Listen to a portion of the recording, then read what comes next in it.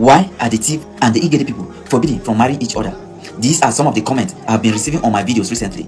This is one of the most controversial topics in Benue State history. Before I continue, I want to apologize in advance if anyone from either tribes disagree with some of these oral traditions. History is sometimes uncomfortable, especially when it comes from our elders and our traditions. In fact, some of you have asked me to talk about certain traditional practice before, but I quietly avoided them. Not because I cannot talk about them, but because I try my best to respect everyone's culture and tradition. Now, why don't the Tiv and the Igede traditionally marry each other? The short answer is this: land, blood, and tradition. According to oral traditions and the views of many elders from both communities, the Tiv and the Igede people shared borders for many years. Some of the major border communities include Oju and Obi on the Igede side, and Konshisha and Gwe West on the Tiv side. Both groups were farmers.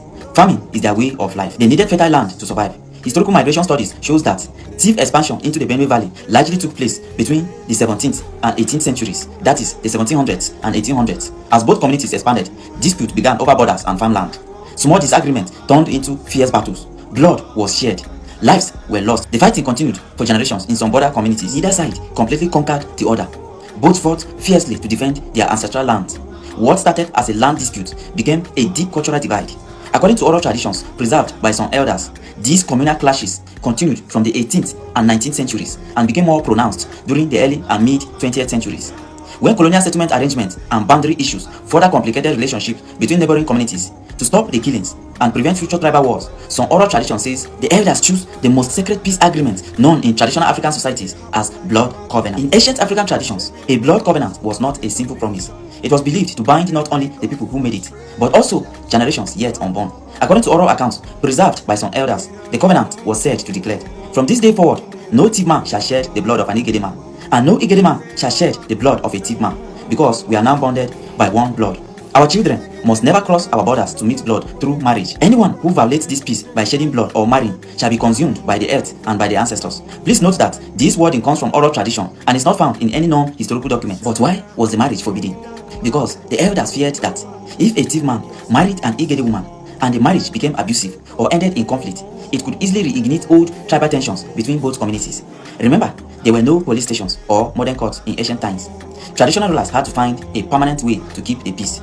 The blood covenant became that solution. But that is not the only reason. There is another very important cultural reason. Among the Igede people and some Idoma communities, there is a long-standing tradition that when a married daughter dies, her body must be returned to her father's ancestral home for burial. However, among the Tiv people, a wife is traditionally regarded as a permanent member of her husband's family. Giving her a befitting burial in her husband's compound is considered an honor. Can you now see the problem?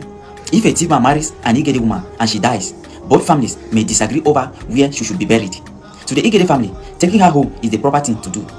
To the Tiv family, refusing to allow her husband to bury her is considered highly disrespectful to their traditions.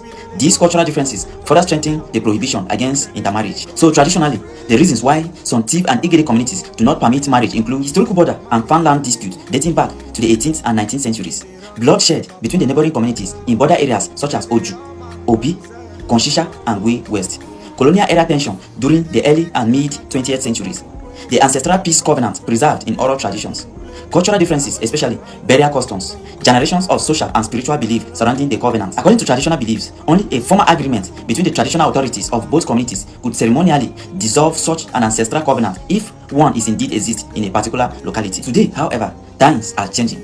Some Tiv and Igede sons and daughters are choosing to marry each other. Christianity, education, and modern societies have caused many families to reconsider these ancient traditions. But traditionally, many elders still regard such marriage as forbidden. History is beautiful because it teaches us where we come from. Understanding these traditions does not mean we must hate one another. Rather, it helps us appreciate the journey our ancestors took to preserve peace. What are your thoughts? Should this ancient tradition remain, or is it time for a new chapter between both peoples? Please like, comment, share, and follow, and support us by subscribing through the link in the comment section. See you on my next video.